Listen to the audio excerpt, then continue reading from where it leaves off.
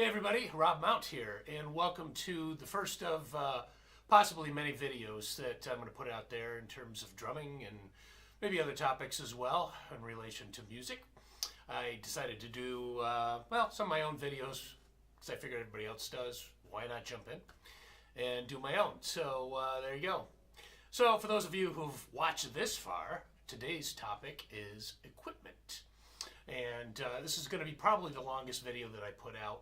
Most of these I'm going to try and stick with, like a drum fill or some sort of cool thing that won't last too long, given the fact that attention span for all of us on social media is probably 15 seconds or less. So we'll make this one as quick as I can. Today's topic is gear. I figured that would be a good place to start. So no playing, just gear. Now, if you go to my YouTube page, which happens to be Rob Mount, simple enough, you'll notice, or you may have already seen a video I did a couple years ago about gear. Now, that's a very good place to start, but it was in general terms, okay? If you would like, and I'll just wait here, go watch that video and come back and we'll discuss more. Okay? So I'm just going to wait here and you go look at that, right?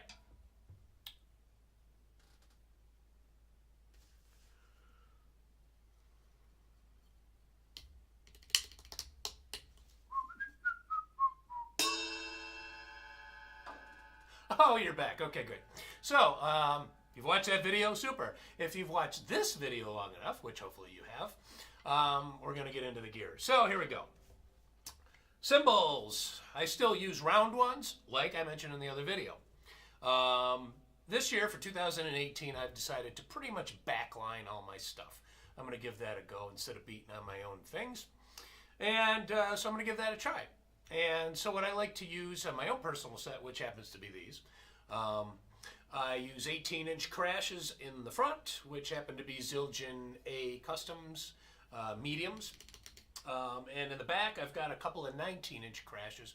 Those happen to be Sabian 19-inch rock crashes. You'll notice over here we have something called the hi-hats. These are 14-inch Sabian. At the time, they were called sizzle hats. And why, Rob, do you say they were called sizzle hats? Well, I'm going to tell you. At the time, not anymore, because I've had these for 30 years, they still have the holes in the bottoms, which you probably can't see there. Anyways, they had holes in the bottoms of the cymbals where rivets were sticking out of, thus giving a sizzle sound.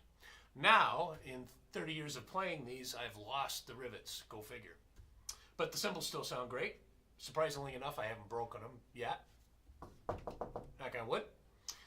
So, 14-inch Sabian sizzle hats. They're also called rock hats if you don't put the sizzles in them.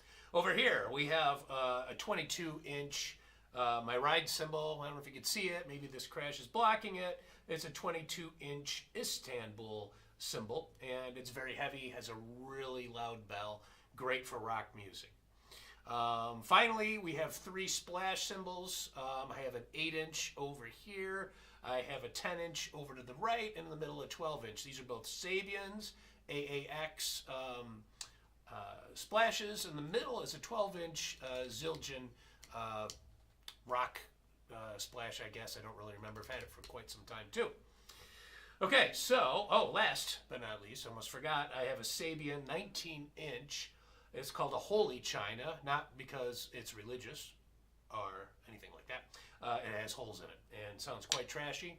And so there you go. Those are the cymbals. Let's go to drums.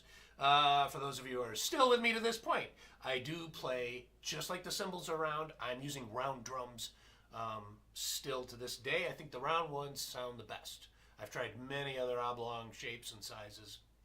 Round still works for me. So, going with the round drums real quick, keep this going. These are Yamaha recording custom drums. I've had this particular set for over 30 years. It was the first good set I ever got, and still to this day, it's my main set. I request the Yamaha recording series drums, first request on any of the gigs that we play, and most of the time I get them. Sometimes I get DW, which is second choice, and they make equally good drums.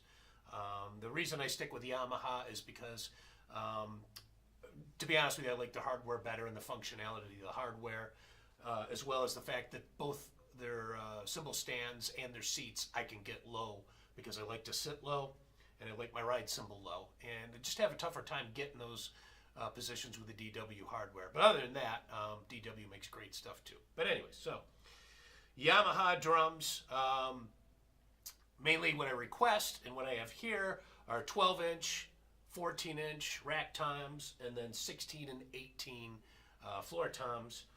The kick drum usually is a 22-inch when we're out with Lou Gramm. Mine is a 24. Lou likes the sound of a 22. He likes the punch of it, I guess. So we use a 22 when possible. But sometimes I get a 24-inch. So normally my kit has two 24-inch kicks. This time we just got one set up here. Occasionally, I do bring my own set out with Lou if it's a driving gig, but most of the time I prefer not to beat up my own stuff. Okay, so getting to snare drums, I've taken a few snare drums out on the road. Between my Tama 1984 Superstar Rosewood snare, very awesome drum, a lot of crack. Rosewood is not a common wood you see in drums. Very heavy, but it's just got that warmth to it that I really dig. So very good drum. I also bring out with me and have my Ludwig Superphonic, kind of a stand, a typical a typical drum that you see most of the time. A lot of people have used it over the years. And being a Bonham fan, got to have one of these. My backline snare drums I asked for, nobody's going to have one of these. So it's mainly just Ludwig Superphonics that I request. When I play live, as you see here, I have two snare drums.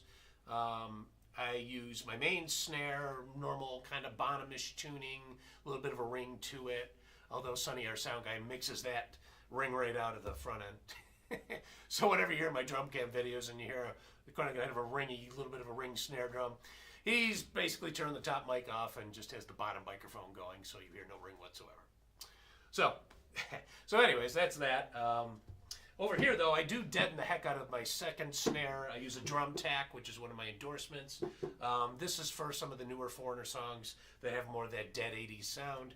And mainly I use it for Urgent, and I also use it for I Want to Know What Love Is. So those two songs, I'm over here using the snare drum.